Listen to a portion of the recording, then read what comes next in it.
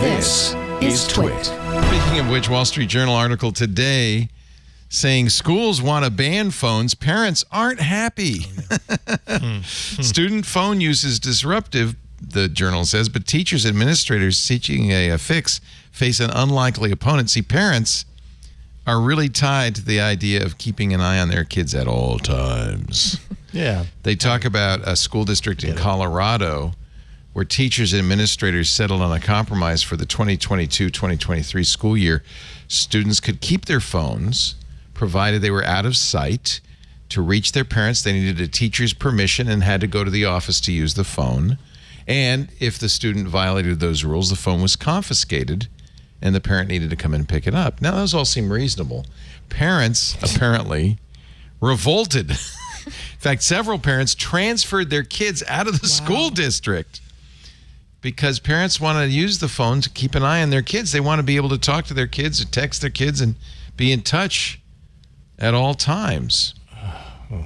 Come on. Tell me about, I needed, because earlier I didn't, I want to know what you think, Jason. You've got kids at this age. Yeah. So how does it work for you? Well, so my older daughter is 14 and she has a phone. And she takes it with her to school. It gets sacked away while she's in class. What does that mean, by the way? Like she just puts it away, or do they have those bags that? Oh, that's a good question. Here's what they're doing she has to hand it over. I could be wrong. This is in a private all-boys school near San Francisco. They've got these little racks. Yeah, I'd have to look into that and see if there's actually a copy. I've never asked because it's never been an issue for her.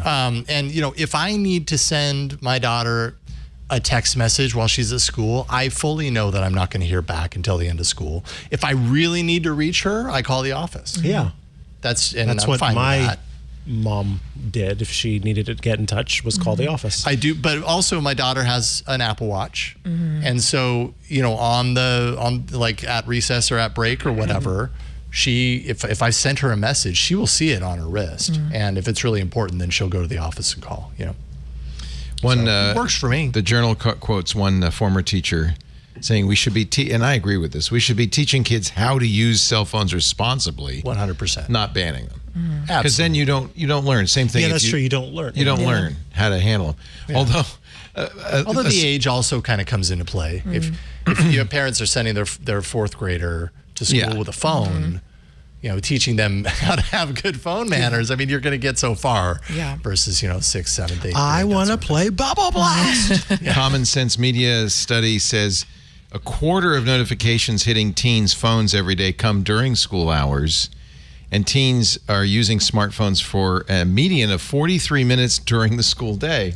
But how much of their day is at school? Isn't it like a quarter? It's a huge chunk of your day. At least a quarter, right, of your day. So I'm just saying. Do you want to let kids use social media while they're at school? No. I'm saying, of course there's going to be, they're going to lean towards a lot of use at school because if they're using their phones during the day, a lot of that is going to happen at school. That's all I'm saying. But I understand. Yeah, ultimately, it would be great if they paid attention instead of being on their phones. And I remember Georgia Dow, friend of the show, and talked about how delayed gratification is a skill that we, as a society, we don't teach, do not do a very good job of teaching. We teach you get that thing now. Yeah. Get that dopamine hit now. And that's why the banning would not be as good as teaching that delayed gratification, saying, yes, you may want to look at it now, but make the choice not to. And it ends up playing into your reward system if you don't delay gratification. So Dave Chappelle, when he does comedy shows, gets everybody comes in, hands them these yonder pouches, and you have to stick your phone in this Faraday bag and lock it up because he doesn't. I understand he doesn't want people recording his bits and then stealing his jokes. A lot of comics do this now. And schools are starting to use these yonder pouches in school. I was going to say also with Dave Chappelle, he says a lot of terrible things. So he probably doesn't want people doesn't want filming anybody and to know. But I've seen those Faraday bags before. Where do you stand? Because I understand. This way you don't. So you could leave it at the front door, but I feel at a comedy venue you don't want to leave your phone at the front door. Yeah. And students probably feel weird if you take their phone, but they put it in the pouch and they carry it with them.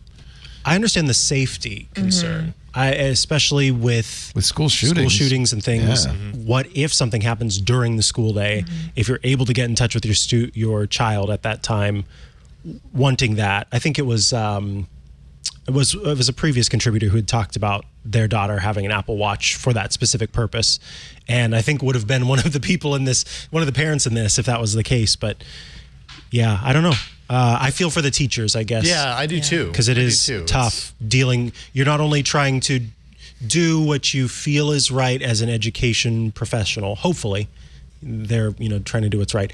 But you then have the fight that's directly in front of you and the fight with the parents at the same time, and that's not easy.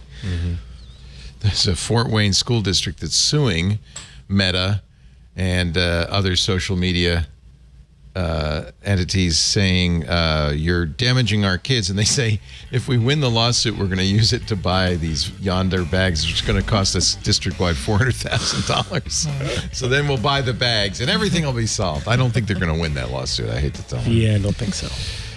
Hey, it's Leo Laporte. Hope you enjoyed this little snippet from our show This Week in Google. For the full show, you can either go to our website, twit.tv/twig, or find Twig in your favorite podcast client.